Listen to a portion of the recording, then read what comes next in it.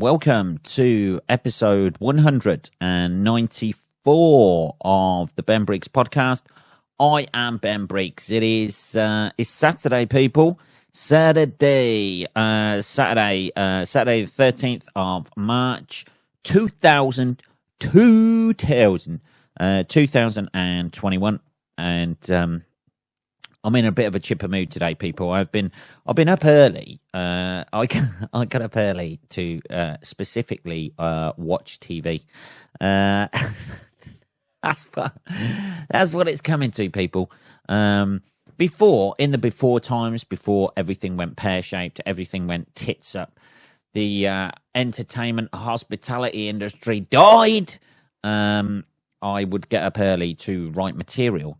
And now I have become a couch potato slob who gets up early to watch TV. So I've been up. I get into things, and there's no coming out, baby. There's no coming out. So the latest series of Last Chance U basketball is on Netflix at the minute, so I've been hammering all the episodes of that. I really invest in the characters and the people in it, and then I end up, like anything like that, I end up like Googling where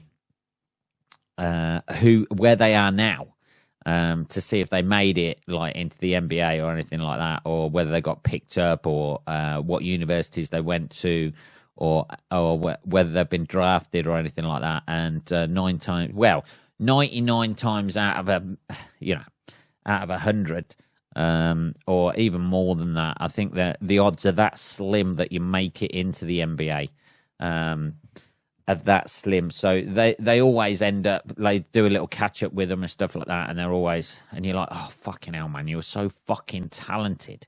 The amount of wasted talent that goes out just because of things like, I don't know, domestic situations, or they get involved in, not casting aspersions about basketball players, but they they'll get fucking done by the police, or they end up in prison, or I'm fucking fascinated with what avenue these kids take, and how that affects the fucking rest of their life, and how someone's so talented but doesn't really work hard or anything like that. And I'm not drawing comparisons with my own life here, and just how it works out. But I'm fascinated by that entire series, and the correlations between sort of when I used to play football as a kid, and some of the shit these people take from basketball coaches, and all the internal politics that go on and shit like that, like within the team structure. I mean, you can quantify that and sort of like extrapolate that across life in general, can't you? How there's, you could do that in comedy. How not necessarily the most talented people get picked to do stuff. But it's because they know how to play the game. That's a fucking little dig there from me, baby. Let's have a little bit of tea. But anyway, I've been watching that. I thoroughly recommend it. Obviously, they, like anything these days, they add an emotional angle with certain things, and there's certain story threads that they follow through.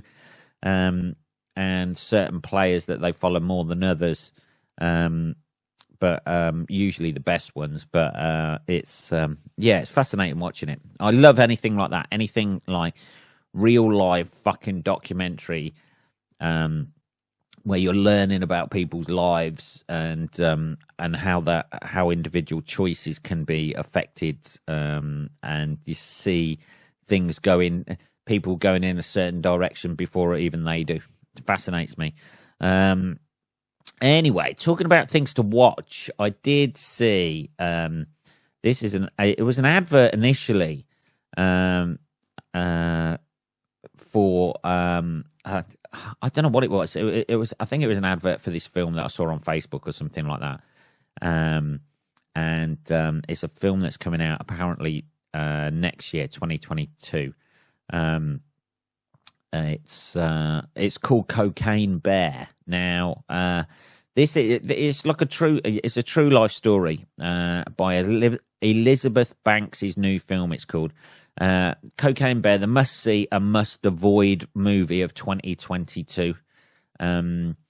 It's a new film about the aftermath of a narcotics drop in Georgia National Park. And it sounded hilarious, but it says here maybe less hilarious than it first sounds. Basically, it's a true life story of like a brown or black bear or whatever who came across this cocaine drop in the national park and ate ate fucking shitloads of it, and then was off its tits and died. I mean, what more do you want? I don't know where they can go with this. I don't know who they're getting to play the bear. It's a shame Robin Williams isn't still alive. They could get Richard Pryor to play it in the 70s. I don't know. So there's a school of thought that Elizabeth Banks' version of Charlie's Angels flopped because it was too familiar.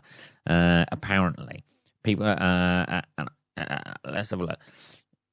Cocaine Bear. Regardless of quality or budget or genre, you'd watch Cocaine Bear. You wouldn't even buy your tickets online because that would rob you of the opportunity to say out loud in cinema employer, I would like to spend my money. Yeah, I know. I want to watch it. Who doesn't want to watch, hopefully, a bear getting whacked off its tits? It could be anything, couldn't it? You know, just... let's have a look. In December 1985, a bear was walking around Chester Oconee, that's hard to say, National Forest, minding its own business when it found 40 plastic bags of cocaine worth $15 million, so it ate them and then died. It can't just be that. But even that sounds fucking great. The medical examiner who performed an autopsy on the bear said the cause of death was cerebral hemorrhage, respiratory failure, hypothermia, renal failure, heart failure, stroke. This bear was the fucking river phoenix of bears. You name it, the bear had it. His stomach was literally packed to the brim with cocaine. There isn't a mammal on the planet who could survive that. Fucking hell, it just ate the lot. I suppose, like, after it had one little sniff of it, it was fucking...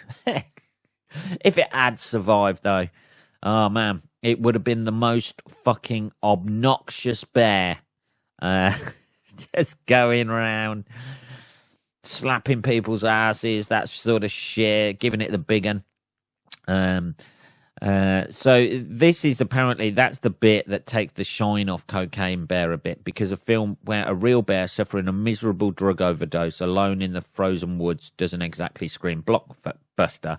Fortunately, it's like the film will tell the story of why the bear found the cocaine, which is a humdinger of a caper. So apparently it turns out that two men who left the cocaine in the woods, one was a corrupt narcotics officer who had become head of an international drug smuggling operation that first arrested in 1980 when the police released him in the hope that he would lead them to more powerful figures. However, while transporting cocaine by plane 4 years later, he ran into engine trouble. He dumped it in the woods and evacuated by parachute, but the parachute didn't open properly and he died on impact 50 miles away in Knoxville. Next to 70 pounds of cocaine, thousands of dollars in cash, and 3 weapons. What a way to go out. Dear, there's no investigation needed there, is there? That is an open and shut fucking case for the police. No need for an autopsy at all, is there? No need for any sort of like, oh my God, this guy died in a parachute. Well, let's like trace back and try and... No, he's found dead in a parachute. 70 pounds of cocaine, thousands of dollars in cash, and 3 weapons. Yeah, it's a fucking dealer. Jesus. It says, which is a fun story, a little like the 2017 Tom Cruise film, American Made. But then again, it does end with a real-life bear, frightened and disorientated. Oh, God, this is a bit of a wishy-washy review of it, isn't it? A real-life bear, frightened and disorientated and suffering an unthinkably agonizing death. And whatever you thought of American Made, you have to admit that its a climax didn't involve a bear choking on its own vomit in unbelievable pain, which has to be a good thing. So Cocaine Bear apparently it might not be the zany fun time comedy that its title suggests. The poor creature, Pablo Escobar, they dubbed it. Why wouldn't you? I urge everybody to go out and see Cocaine Bear. It sounds fucking amazing. You see, that's the thing with animals, innit?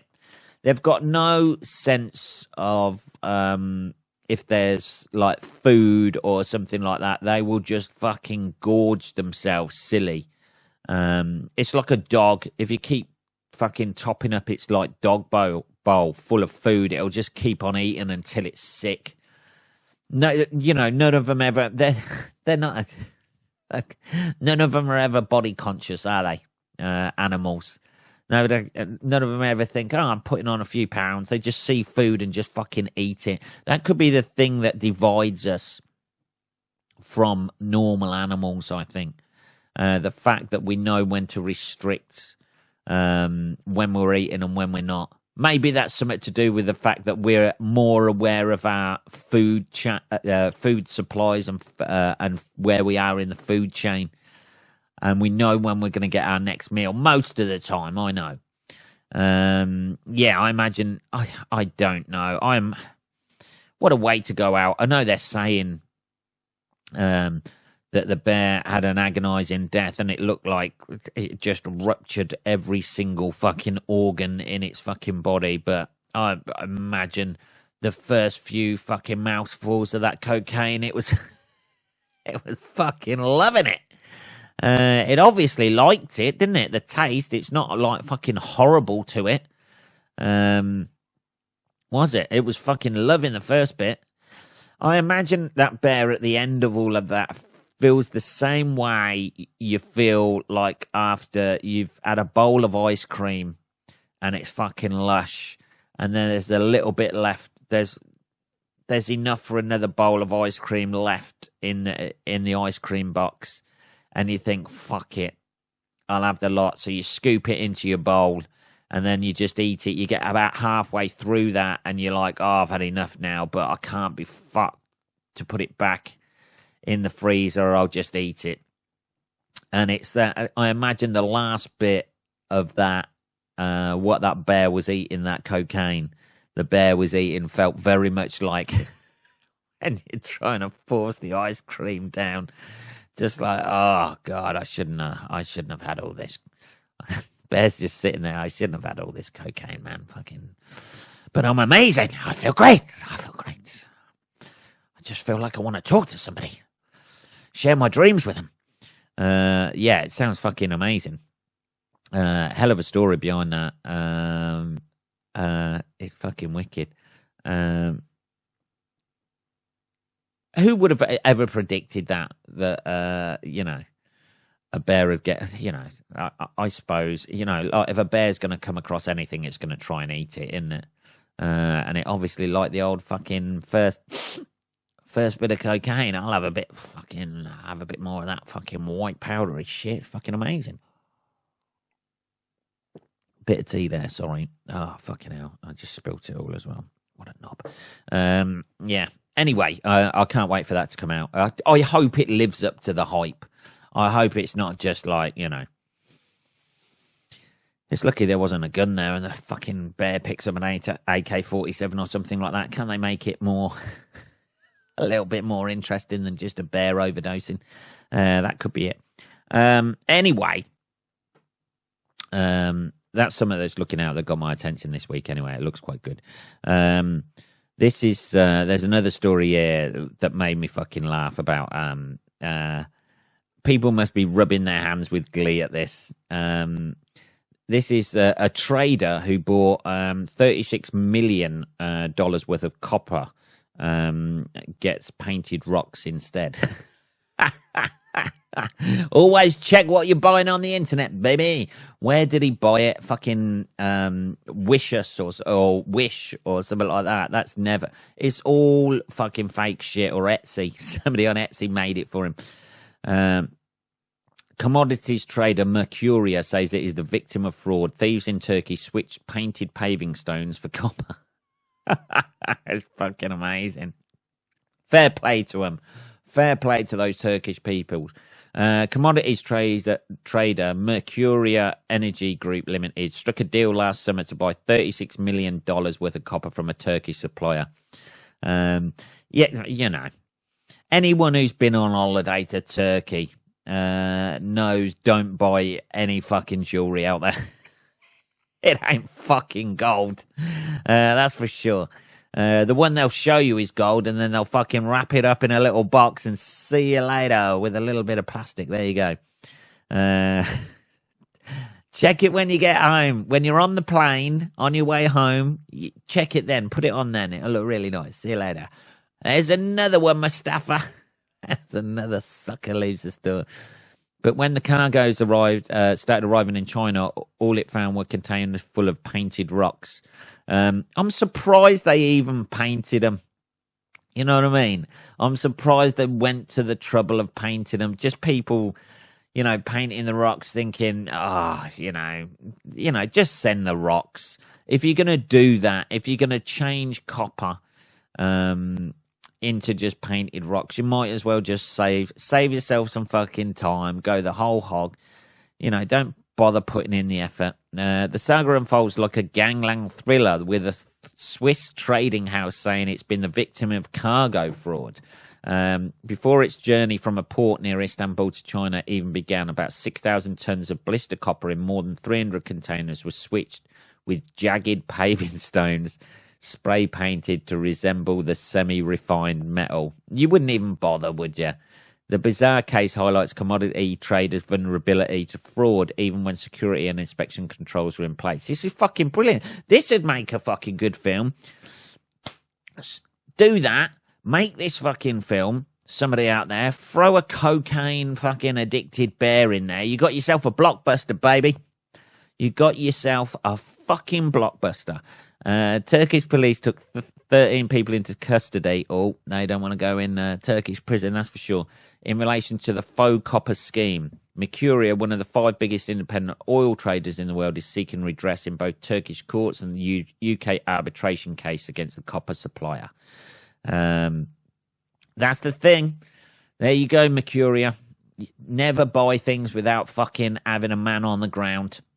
Do you? You want a guy, if you're spending that sort of money, millions of dollars on copper, you can at least afford to fucking fly out a guy just to check it over and make sure it's all right.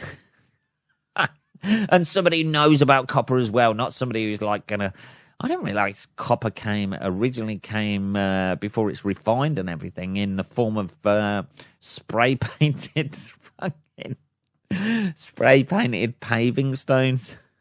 And I bet they were nicked as well. Somebody goes out to his patio. Fucking hell. Where's all the fucking paving stones gone? Jesus. That's fucking brilliant. I love that sort of thing. I love to see rich multinational companies being robbed.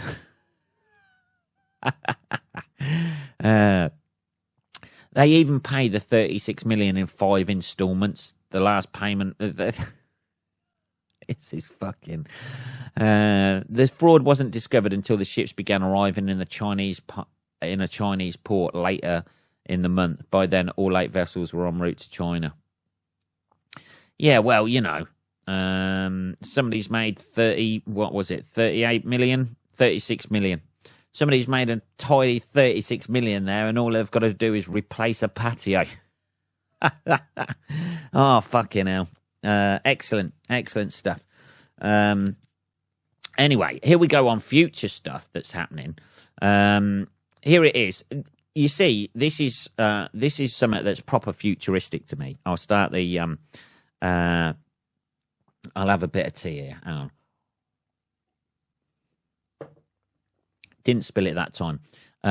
This is something that's happened in the news. Well, not happened in the news, but like a new thing that's come out. Bowel cancer screening capsules are the latest in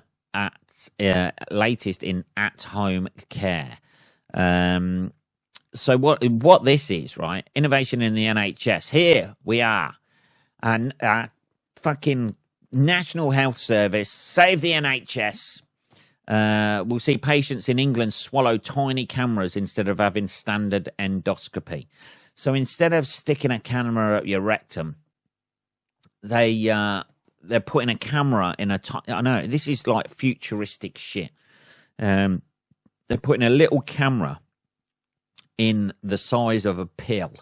So you swallow that travels all through your system. You get to see your dinner you had the night before. You get to see any little tapeworms you got in there. That all goes, and then you shit it out. But it'll show whether you've got... Can you control it? Because is it a 360 camera? I imagine it would be, wouldn't it? Because if you've got, like, on one side of your bowels and the camera's facing the other side... people will be able to check if they have bowel cancer by swallowing a tiny... That's fucking nice, isn't it? Jesus, that was a particularly difficult shit I had this morning. Anyway, let's check if I've got bowel cancer. Pop a pill. Yes, I have. Oh, shit. People will be able to check if they have bowel cancer by swallowing a tiny capsule containing miniature cameras and an extension of patient self-care. This is amazing. Pictures transmitted from inside their body during the painless procedure will help doctors judge whether the person has bowel cancer, the second deadliest form of the disease in the UK. There we go. The boss of the NHS in England said the procedure, known as a colon capsule endoscopy, is an example of sci-fi medicine increasingly deployed to improve care. One of the country's top doctors said the capsules illustrated a major shift of healthcare.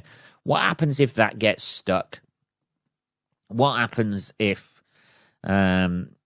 surely it's got to be proof, so it's not proofed, so it doesn't, get broken down by the acids in the stomach, and you just... This is like... It reminds me of the film Inner Space. You know what I mean? Where they shrink fucking Martin Short down, and he... no, they don't shrink him down, do they? They shrink somebody down. Is it Kurt Russell? I think it is. Inner Space. I need to know this. Kurt Russell. Yeah, Kurt Russell. Yeah, it is Kurt Russell, isn't it? Oh, no, it's not. It's fucking not. Who is it? Who's that guy is in? Inner Space. Oh, fuck. I know this is boring, people, but I need to know this. Inner Space cast. It would have been easier for... Why did it come up on some articles?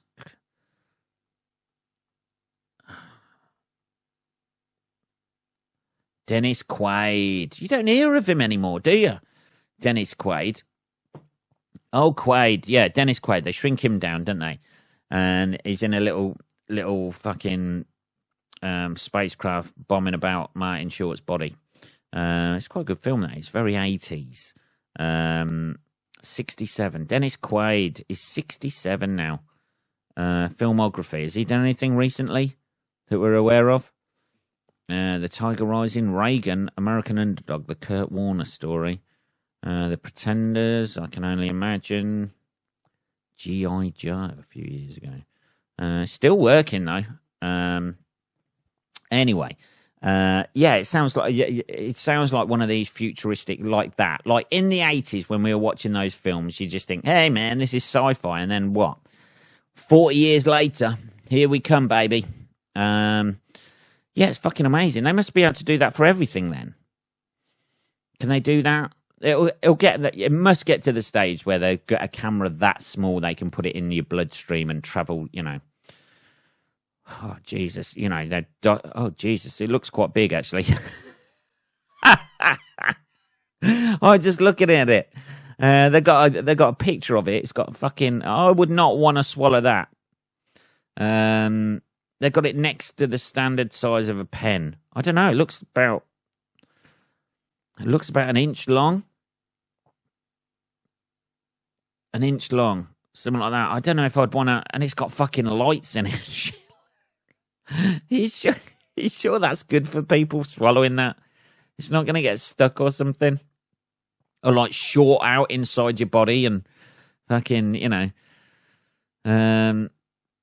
Oh, it's 2 centimeters long, so it's almost an inch long. So it follows its decision estimates 30,000 home kit to test for signs of cervical cancer. Oh, right, okay. So basically what the NHS is doing is, right, they're developing all this shit and going, all right, being as we've got very little funding, we'll develop all this shit and you fucking diagnose yourself. That's basically it, isn't it? We'll make all this shit where you can diagnose yourself. You got fucking Google. Everything leads back to cancer anyway if you Google anything. Doesn't it? Like you can have a lump on your arm or something like that, and it's like, this could be just a cyst, this could be an ingrowing hair, and then when you follow it all down like that, it inevitably, this is cancer. You need to chop your arm off immediately. This is quite interesting, yeah. But it looks fucking 2 centimeters long. So, fuck putting that, and it looks quite wide as well. It must be about a centimeter wide. Yeah, I'm not, I think I'll wait until somebody fucking gets one lodged in their throat or something like that, or they, before I check, not that having, colon cancer or having an endoscopy is going to be the greatest thing in the world. But I've just had something come through the letterbox there. I imagine that's my Amazon order I placed. Yeah, it looks fucking dodge, man. But it does remind me of the spacecraft in inner space. So what happens if you don't shit it out? That's the thing. What happens if it gets stuck somewhere? You've got some sort of growth, a malignant growth in your bowels or something. It just gets wedged there, and then food just gets compacted, and the next minute one of your fucking part of your lower intestine splits, all because you wanted a fucking selfie. That'll be the next thing, won't it? That'll be the next thing. Online selfies with your own fucking inside of your fucking bowels. It'll be a live viewing. People will do that. People will just be popping them like with sweet corn just to see why it's not digested and shit like that. Or just to time how quick their metabolism is and how quick they process food. It'll all get abused, people. Won't it? Or people will put it in fucking... That's where it'll end up.